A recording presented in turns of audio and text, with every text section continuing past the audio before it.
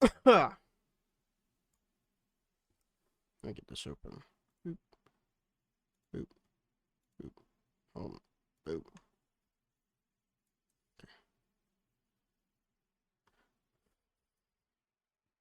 Yo, guys, welcome to Badmouth Podcast, episode 62. Today I am solo. It's just me, no Kumi or anybody today. No reason, we're just solo today. And I'm going to be reading you guys another scary story later on. That'll be at the very end. We're going to go through some of these topics I got here first. And yeah, let's just get right into this. The story is it's pretty long, so I don't know how long exactly. It depends how much, I guess, we discuss it, because something I'd like to do for this story more than we did in the last one was actually talk about it. Last pod I had a tiny little cold, and I just wasn't feeling it too much last week, so I do apologize for my performance there. But today we're gonna be reading another story, and then we'll discuss more as we go throughout it. But yeah, we'll get to that at the very end. But we got some Marvel news here. Lots of Marvel news. Couple things. There's this Twitter account called Cosmic Marvel, and he does like Marvel news stuff. I think he does more than just Marvel. I don't know if it's just, well, his name's Cosmic Marvel, so I guess it would be pretty much just Marvel. But there's a couple tweets that I grabbed. Some of the stuff he tweets out isn't all like breaking news kind of stuff, but here's a couple of the things that I thought was worthy to bring onto the pod. So apparently for Avengers Doomsday, Thanos is going to be appearing. Hopefully my mic doesn't peak too much. I think I just saw it go into the red there. Hopefully it doesn't have too much. But Thanos is apparently going to be in Avengers Doomsday. I also saw a different tweet. I didn't put it in here, but I don't know if it was from Cosmic Marvel, but apparently there's going to be multiple villains in Avengers Doomsday. I don't know which ones, but obviously Doctor Doom. And apparently Thanos, maybe Null, because he's going to be in the new Venom 3. And talking about Venom 3, I think it's been confirmed for a while now, but Andy Serkis, who plays Gollum, he played Caesar in the Planet of the Apes films, that first trilogy from a couple years back. And he's been in a Marvel thing before. I forget what his character's name is, but he was in Age of Ultron. He was in that. He was in Black Panther. I think his character is dead. I think his character did die. Maybe. I don't know. But he is Null. He has been officially confirmed to be Null in Venom 3. And they also did a voice reveal for Null, sorry, recently, and in the most recent trailer as well. So yeah, that was interesting. His voice did sound pretty good. We haven't seen his face yet, not really. There's been like little like angles of it, but nothing else. And apparently some other things. We'll get back into that. We'll go back to this third point I have on here. Let's do this one real quick. So going back into Deadpool and Wolverine, I have another Deadpool and Wolverine thing for you guys. Apparently, Marvel originally had a mid-credit scene written and planned for Deadpool and Wolverine, which involved the Council of Kangs discovering the location of Shang-Chi's 10 rings and Miss Marvel's nega bands, which Shang-Chi's 10 rings are obviously the 10 rings, and then Miss Marvel's nega bands are her bands. That's how they have like their powers, basically. I've never seen Miss Marvel, but I know what the nega bands are. So apparently that was in the movie at some point. Apparently a mid-credit it was one of the mid-credit scenes. But obviously now he's not part of the current storyline. Maybe they'll revisit Kang at some other point in time. I don't know, but as of right now, I guess officially just call that one dead. But it'd be cool if they did this eventually. I don't know how they would get back into it. Because originally it wasn't Doomsday, and it was Secret Wars still, but it was, what was it called? The Kang Dynasty. That's what it was, Kang Dynasty. It was supposed to be the Avenger film. And now it's Avengers Doomsday and then Secret Wars. And apparently Secret Wars is going to be 2 parts, so that's, I think we've already went over that, though. But more Marvel stuff here. In terms of the Spider-Man 2 game that came out, like, was it a year and a half ago or something? Uh, they have announced that they're not making any more story content for it, which is weird because I thought they were making a DLC for it for Carnage. And I thought they made a trailer for it and everything. I swear they made like a whole trailer and everything for it, and it had like a release date. Maybe it didn't have a release date yet, but it's like it was being made. But I guess not. I don't know. Maybe I'm tripping. Maybe that's already out. I don't know if it is or not. But at least as of now, they're not making anything story related anymore. So the next game will be the last will be the extra content. Or I guess it'll just be a new game, obviously, but and yeah. That is that. That's pretty much all the Marvel stuff here. Oh wait, no. There's apparently a Silver Sable project in the works at Sony. I think that's a movie. That's what that's supposed to be. I don't remember if that was supposed to be a movie or a game. I am assuming a movie because a game would be ridiculous. No one would really give a shit. But Silver Sable is not. I don't know too much about that character, but she's in the first Spider-Man game from like 2018. She's in that one, and she's also in the second one too, I think. But she's definitely she's also she's in all the Spider-Man. Maybe she's not in the second one. She's in Miles Morales Spider-Man game, and then the one before that, the first Spider-Man game. She's in that one. She's the character that wears all of the silver clothing, pretty much, or the white clothing, however you want to look at it. And I don't know what her power is, but apparently she's getting a project. I'm assuming that's supposed to be a movie, seeing how it's Sony. But, well, Sony makes games too, obviously, but yeah, apparently that's getting a project. So I guess we'll see what happens to that. That's pretty much all the Marvel stuff. I guess we can get on to this next thing, which is the Xbox partner preview, which happened like a few days ago or something. And to start this off, Alan Wake 2 DLC drops literally today as of recording. By the time anyone listens to this, it would have already happened. You have the Yakuza Hawaii pirate game, which looks super goofy. But if you've ever played the Yakuza games, it's just that, but then it's called Yakuza something Hawaii. And it just looked really goofy. It was literally a pirate game. Think of like it looked really similar to, what is that game called? That pirate game that Ubisoft just made. What the fuck's that shit called? I don't remember. I'm gonna have to Google it. The pirate game by Ubisoft. Was it Skull and Bone? That's what it's called. I didn't even have to Google it. It looks like Skull and Bone, but Yakuza. Think of it like that. Like I said, it looked really goofy. There's this other game called Chronos: The New Dawn. I'm trying to fully remember all these games because I just watched through it like one time for like a second.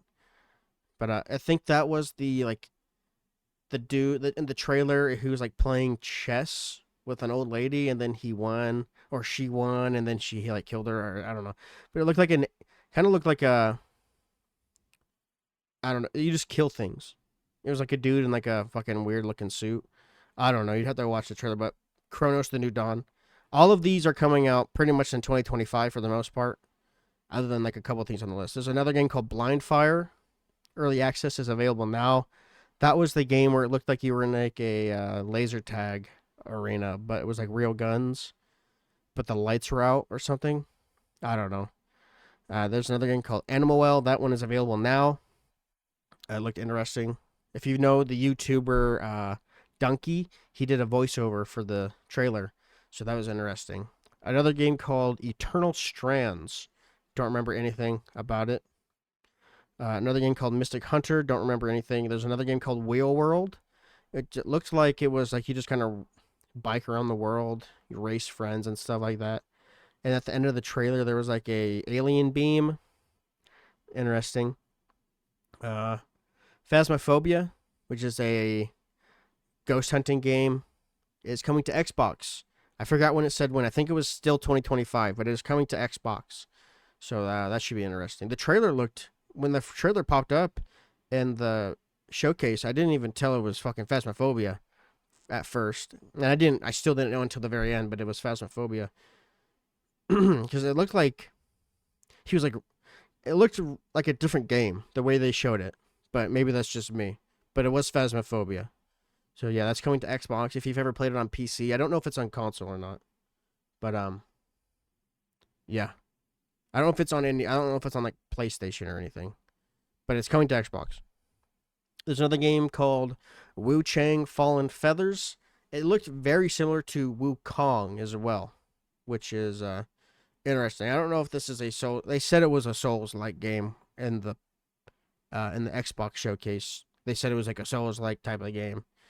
So, yeah, I guess we'll see when that. I don't.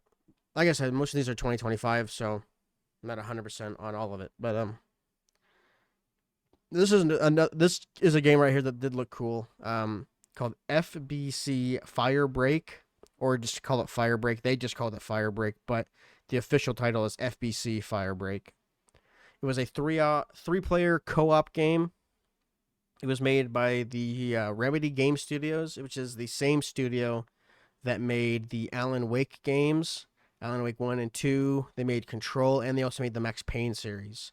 And they're making a shooter, and it looked pretty cool.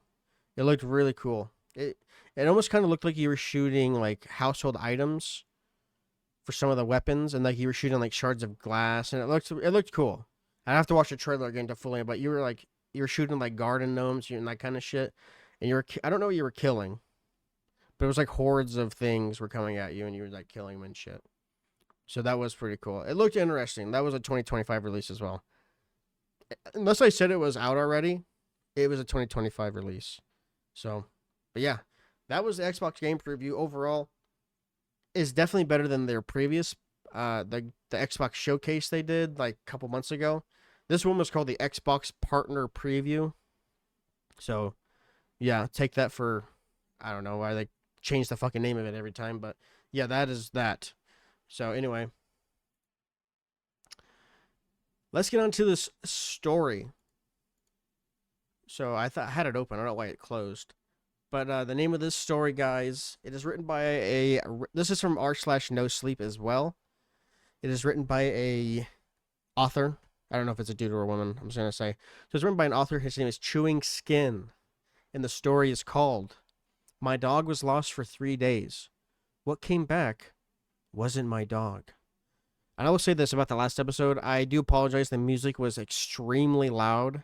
And I feel like just the overall audio quality on the last episode was just terrible. So, I do apologize. And, yeah. Let's get into this. I won't do that again. I'll make sure it's actually good this time. So, yes, like I said, the story is called My Dog Was Lost for 3 Days. What came back wasn't my dog. As a kid, I was raised in a small fishing community on the eastern side of Canada, surrounded by the Gulf of St. Lawrence and the boreal forest. The entirety of the land was close to 4,000 square feet. Wait, no. I take that. That's not at all what it says. It says the entirety of the land was close to 4,000 square foot. Why is it written like that? The entirety of the land was close to 4,000 foot square, with an even smaller number of residents sprawled out over Main Street. The main road running straight through our little town and farming houses spread widely between areas and trees that were changed to domestically residential houses when fuck, man. Holy shit. This dude's using like so many randomly big words for no reason out of nowhere. I'm also fucking retarded. The main road running straight through our little town and farming houses spread widely. He's using awful. This beginning part is terrible. This is exactly how it's written, by the way, your listeners. And farming houses spread widely between areas of trees that were changed to domestic residential homes when agricultural stopped being profitable. That's what it says.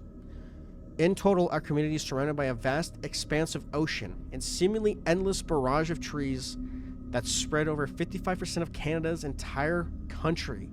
I spent most of my life hunting in those woods, so you can imagine my joy when my parents got me a hunting dog. Sandy was a Shetland sheepdog.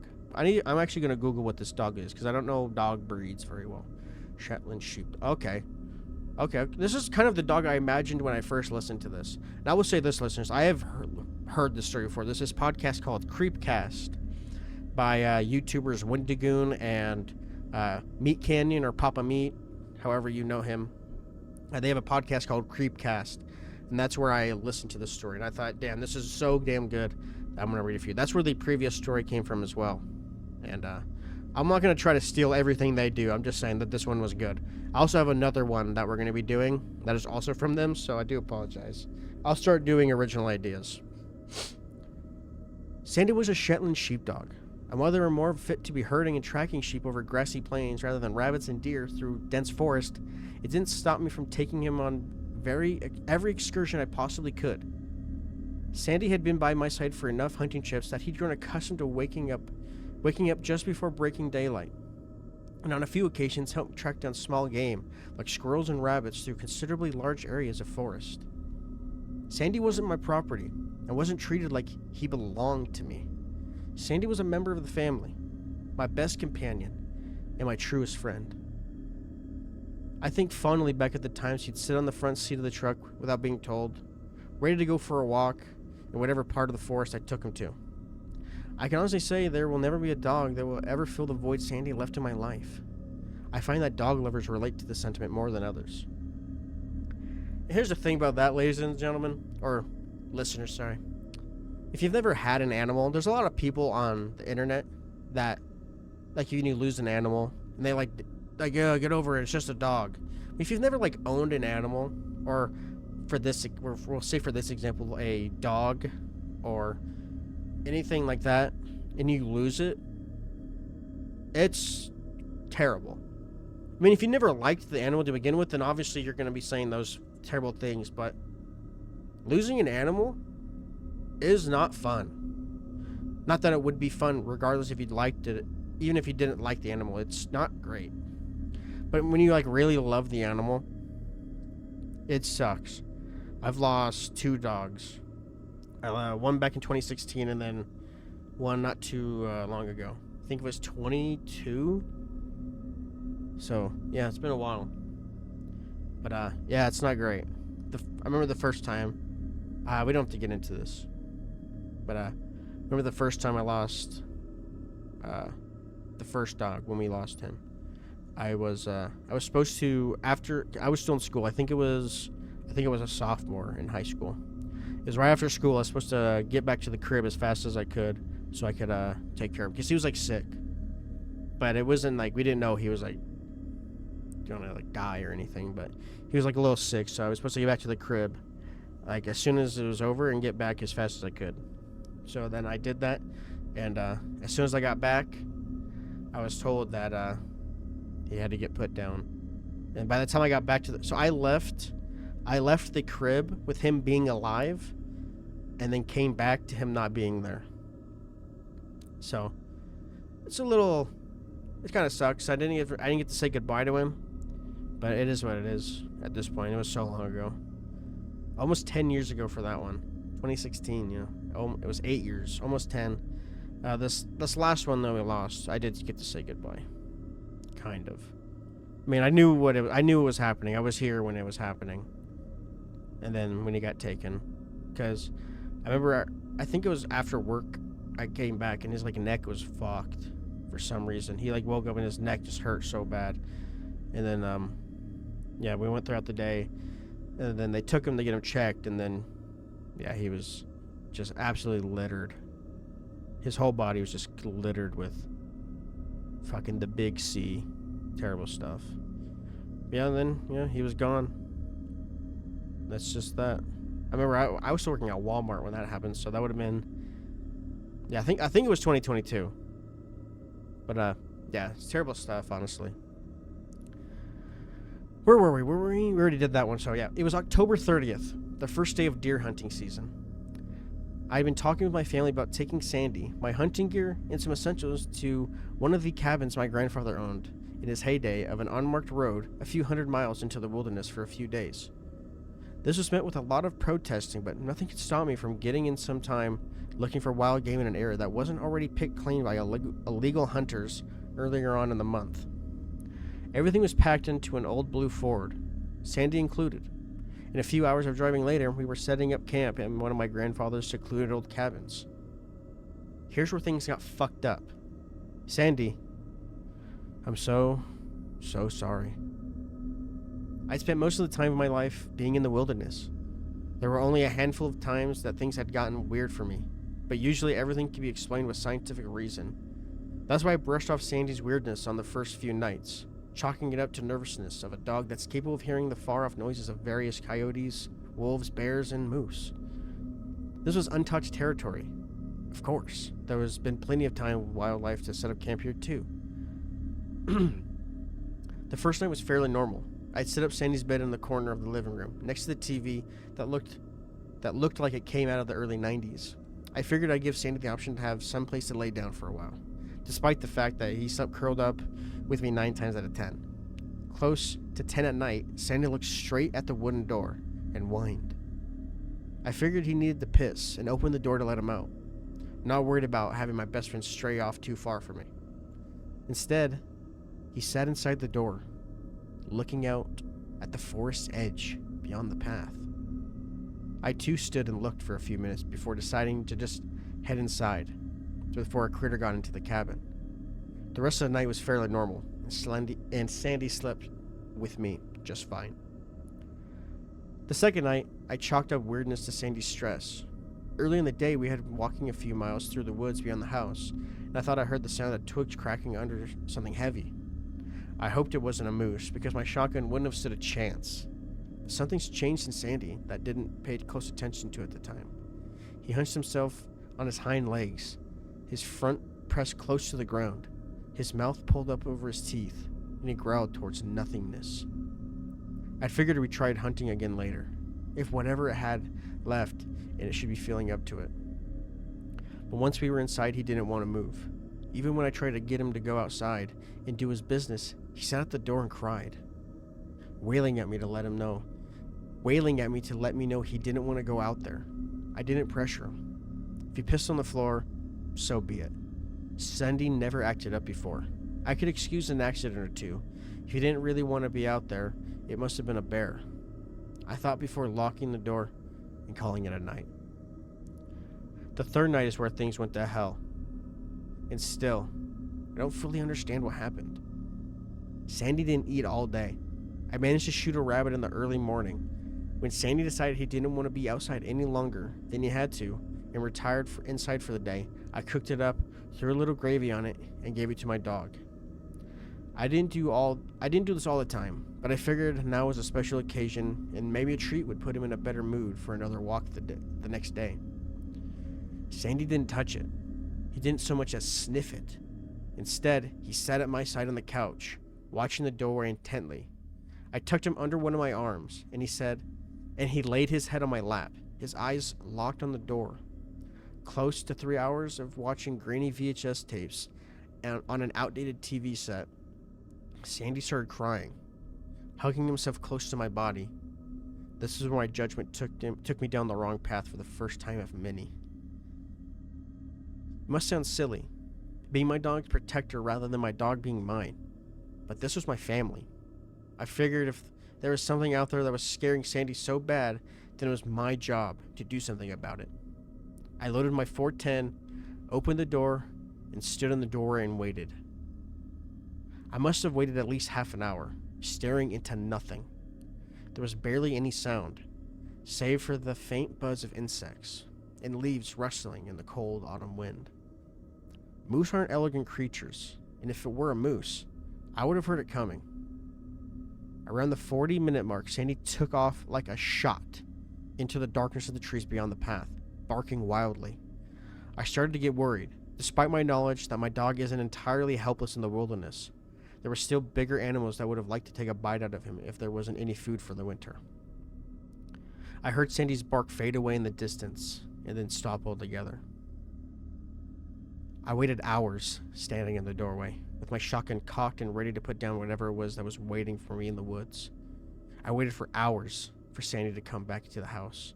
I waited until the sun was cracking through the trees, and then I waited until the night, sitting on my porch step, fanging off sleep deprivation to see my dog come back. Sandy did not come back. Wait. cut that. Sandy did come back, but not for another 3 days. Fog had rolled in at that point, and it was getting darker, the night painting the sky a navy blue. Tracking over the last few days proved futile, and I started to get a little worried that I'd need to leave and find more provisions to last me the next few nights. I couldn't leave Sandy up there, lost in the woods, cold and probably hungry. The thought that he might be waiting for me out there for me to find him and bringing him back home was distressing enough.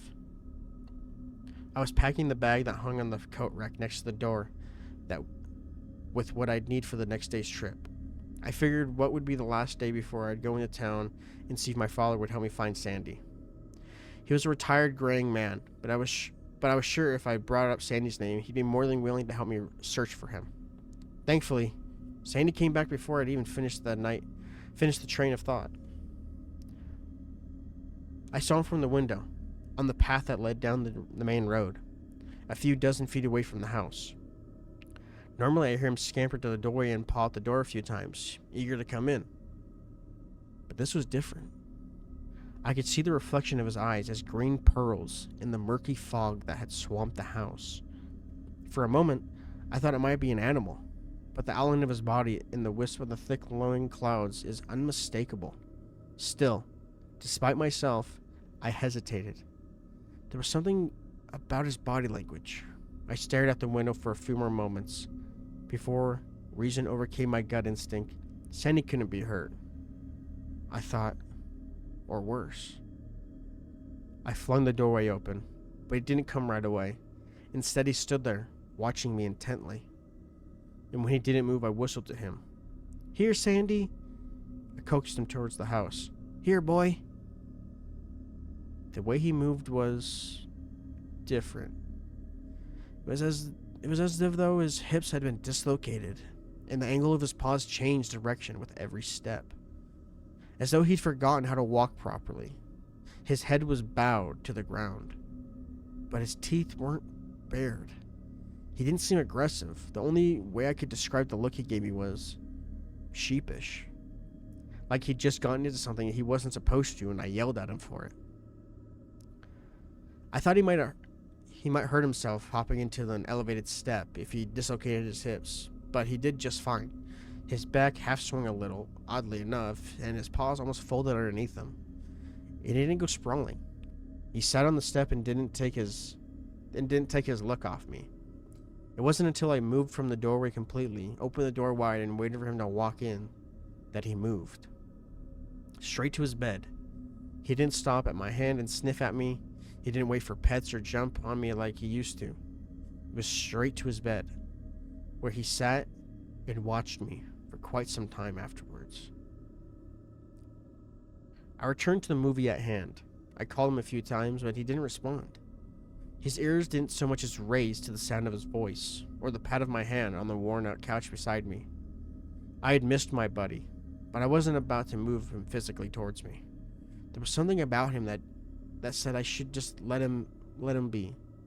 But I chalked it up to silliness, and a few hours later I went to bed. The more I think back on it, I don't recall him blinking once. He sat there like a statue. And when I turned off the light, I could see the reflection of jade green following me as I went into the room and shut the door. I could have sworn I heard him walk in the night, the sound of nails clicking against the wooden floor coming up to the door of my room. But they were slow and deliberate. They weren't like quickness of Sandy realizing I'd gone to bed and coming to curl up. I heard the noises stop outside my bedroom, but I didn't hear his whine. I thought nothing of it and fell into a deep sleep. When I woke up in the morning, I figured it must have been a dream. Sandy was sitting in the upright position I left him in when I went to bed. It was as though he didn't move a muscle the entire night. And when I said good morning, he didn't so as just wag his tail. He did follow me into the kitchen, but he paused at the door when I put his bowl down on the floor and filled it up with supermarket dog food. Once again, his back half moved weirdly as he slowly made his way towards me. There was a nagging feeling that something was off-putting about the way he looked that day. It was like he'd gotten a little longer overnight. Sandy hunched down again, like when he was walking to the door that night before. He didn't come into the kitchen. I figured he must have been hungry being out in the wild for so long, so he eyed me like he was waiting for me to come a little closer rather than touch the food. It goes without saying, after a few moments of staring contest between me and my unblinking dog, I called off that foolishness and called his name out loudly. Not even a flinch. I didn't want to move closer to the dog, to leave the kitchen door, but this was my Sandy, and the most damage he'd ever done was eat flies. Surely, as I passed him, he'd turn his body swayed unnaturally, but he didn't move towards me. When I left that day, I couldn't find anything. The deer tracks in the mud were made a few days prior and went cold off naturally, made trails through the woods. I couldn't hear bugs or birds or even the howl of a nearby coyote. The only sound for miles away from the campsite were my own breathing and the sound of crunching leaves underneath my feet. When the sun started to set, I started making my way back, but I should have just packed my shit and left. Just behind a cluster of trees, with the house just visible behind the rise, I figured I found out the reason why the animals had abandoned this place. Generally, when there are mass animal deaths, that usually means that something is wrong in the area of the slaughter, and wildlife are usually smart enough to get the hell out of Dodge. Even cats are bred instinctively not to like drinking from water that is close to where food is, because if you saw a dead animal close to a stream, you'd figure the stream was tainted and to find another source of water. Hundreds of squirrels were disemboweled and strewn across the grass in an almost perfect circle. Most of them were skinned alive, but when I turned to heave up all the contents of my stomach, there were a few dozen that were inside out. I couldn't help but vomit repeatedly as I tried my best to walk around the circle of tiny organs and mashed up bodies, not just over the sight, but because the smell was ungodly. I don't know how long they'd been out there, but if I'd stumbled across this sooner, I'd have left with Sandy in tow immediately after. Gradually, the body stopped and delved onto a random dead squirrel here and there. The biggest thing I managed to find, just a few feet off the unholy feeding ground, was a deer. It looked as though something had decided to skin it alive from hide to neck and draped some of the skin over a branch, like someone was tanning the hide. I don't know how long it had been there, but it smelled like it had been dead for quite some time. Despite that fact, there wasn't a single fucking fly. The head had been cut off clean, just above the shoulders. When I realized the organs had been removed, I moved from a walking pace through the forest to a jog. Thankfully, the cabin wasn't too far off. I heaved one final time, wiped my mouth on the back of my sleeve, and looked up to the house to see Sandy watching me from the window. I tried to reason with myself and tell myself Sandy's odd behavior could have been trauma. I know it's stupid to think of it now, but at the time, it was the only reasonable explanation I had to keep myself from going insane. The elongating body could have been from loneliness getting to me. Sandy had realized there was something up with this place, and the second he noticed it, I should have taken this warning and taken off back to town. Once the door was shut behind me, I started packing the food and essentials back into boxes, moving quickly to try to get my things into the truck before night came. It'd be dangerous to try and maneuver my way through the trails at night, as the hills off Kelly's Mountain were steep, and in pitch darkness, with only companion being my headlights, it would have been easy to slide off a ravine and never be heard from again. I didn't want to stay one more night, but I had no choice. I had gotten back to the house just moments before the sun finally receded past the horizon, and we were bathed in a navy blue sky once again. I didn't pay attention to Sandy. He just sat at his bed and watched me pack. I figured no harm, no foul. I'd throw his stuff in the truck in the morning and we'd be back in town before the next day. Glancing at him for just a moment, it was passing through me that he was looking a little longer today. And when I went to bed, it was hard time to getting to sleep for the next 4 hours. It must have been close to 4 or 5 in the morning when I heard it. The sound of whistling. The same whistle I used to call my dog. I broke out in a cold sweat when I realized that whoever slaughtered those squirrels, hung the skin up, left what he didn't need. could have very well broken into my house. The door to my room didn't make a sound as I opened it slowly. I waited for a moment, listening to someone call my dog for a few more seconds before I dared poke my head out the doorframe to get a good look at and whoever it was that could have hurt Sandy. The outside door was open. All I saw was the back half of Sandy, too long and lanky, almost coiled around the back of the door. His front half was outside. Whatever it was that had impersonated my dog, it was whistling slowly, calling for Sandy. When I could have sworn the head had been hunched down to the ground again and said, "Sandy," in the most ungodly voice I'd ever fucking heard. I closed the door just as softly as I'd opened it. I don't know how long I waited with my back pressed up against the door. I knew I left my gun in the bag on the coat rack. I know I didn't sleep. I waited until I saw the sun break over the horizon, and then waited some more, until it must have been midday, and I finally got the balls to open the door again and make a break for the truck. I wouldn't die in that place. Sandy was gone. The door was open. His food was untouched, but the fridge was open, and all the meat was gone. I didn't bother packing his stuff. I just threw my bag over my shoulder, made my way to the Ford as fast as I could, and I turned on the ignition. I can't describe the feeling that overcame me as I realized that I'd leave Sandy in that place. The thought that he could be dead was never a thought of mine. I don't think I could cope with the knowledge that whatever I allowed in my house, whatever disemboweled those animals, could have done the same with me. I made my way down the winding paths and roads as fast as I possibly could without veering off the cliffs. I felt like I was turning in circles down the labyrinth that would take me back to that house, but when I reached the pavement on the stretch of road back to town, I felt relief wash over me, thinking I was safe. Just as I was pulling off onto the cement, I felt something hard hit the back of the windshield, sending broken glass into the passenger seat. I only got a glimpse of the deer's decapitated head catching on to unbroken glass and tumbling into the back seat. I cried for most of the way home, hands clenching the steering wheel so hard my knuckles were white. I wish I could leave this off with a positive note, no sleep. I wish I could tell you that I found Sandy at home, waiting for me. I wish I could tell you that that was the end of it. A traumatizing experience in the woods that I'll get over time. Last night I found it hard to sleep. I kept replaying the entirety of my trip to Kelly's Mountain in my head. I figured I wouldn't be sleeping for a while and laid there, listening to the wind through my open window. I could have sworn I heard the whistle I used to call my dog with, coming from the forest's edge. If you go on trips with your dog, NoSleep, I advise you don't let them out of your sight for too long.